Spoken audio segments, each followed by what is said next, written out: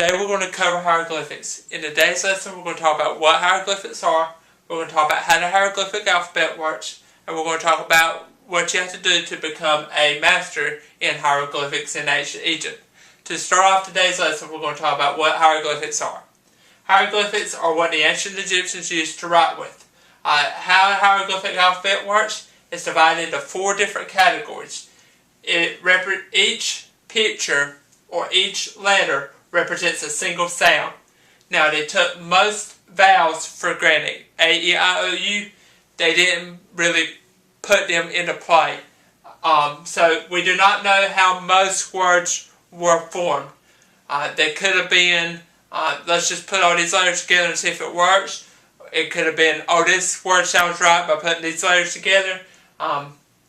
We honestly do not know how the words were formed using hieroglyphics and using the Egyptian alphabet.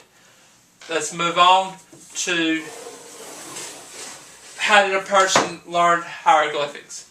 A person attended a special school. At the school, the person would learn how to read, write hieroglyphics. Upon completion of the school, a person would be called a scribe. Now, what are these scribes? The scribes are the people who attended the 5-year school. Usually they were men.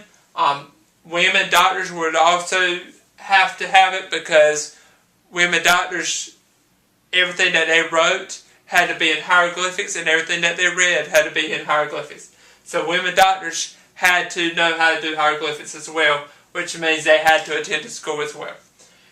It was typically the children of the scribe. Children would learn from scribes, and then they would be able to teach their children when they became scribes as well. So what did the scribes or the people who knew hieroglyphics write on, and how was it found? Papyrus, as we have already talked about, was laid flat, then hammered out, and made it smooth.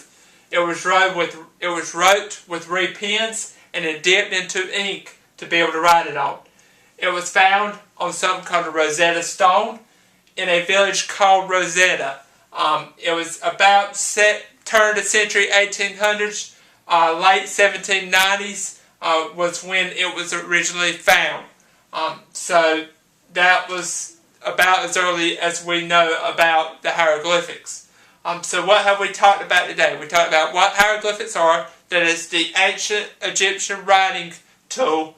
We talked about how the hieroglyphic alphabet used it. They do not take into consideration vowels, and we do not know how the words were formed using hieroglyphics.